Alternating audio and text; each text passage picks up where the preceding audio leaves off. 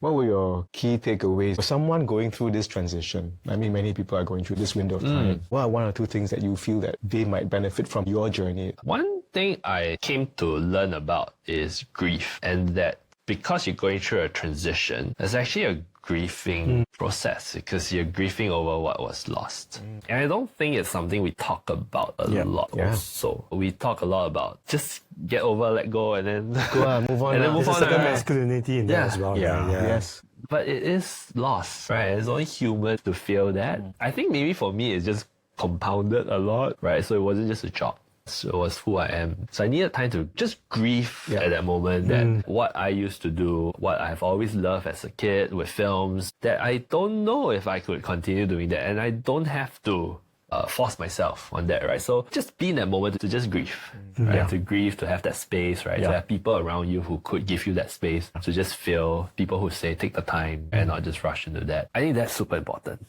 Yeah, and I think it's super important to be surrounded by people who could give you that support as well. So I would say it's a luxury to do that too, right? In that sense, right? But if you could find that space for yourself to kind of just go through that, or if you can't, then devote small time every day to maybe just go into that space for yourself. I think to just work through that. I find it helpful quote about grief is simply love that has nowhere left to go.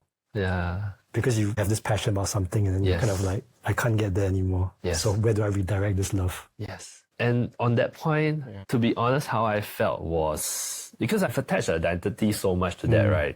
And being cut off, right? I felt like I couldn't do it anymore, and therefore I had to throw it away. Because it's no longer mine. But then you realize that's me. Because I was telling stories and I was using the words of like completely redoing, but there were people around me. It's like, no, you don't throw away, you rebuild, you stack on that. And that was when I realized, what I've built is just a vehicle for that vision and that love I had.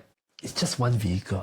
And then I started realizing, this was from a YouTube video, that everything ends. It's just so simple as that, right? You're so much as the founder, building and building and building. You cannot have things end also, right? You got stakeholders, you got investors, like you can't have things end. So there's never in that psyche or that language. But it was just as simple as watching that video. It's like everything ends lah.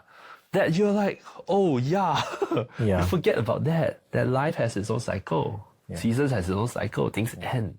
So I think all of that came to me and it just compounded to the point of like, okay, recognizing that this is a vehicle, the vehicle ends, a new vehicle I built will end also. I don't have to be so attached to that, right? But it's a vehicle to who I am. And that love, I can go and maybe now start parking it somewhere. I don't know where it will go, but at least I can start parking it somewhere. And I just built on it bit by bit.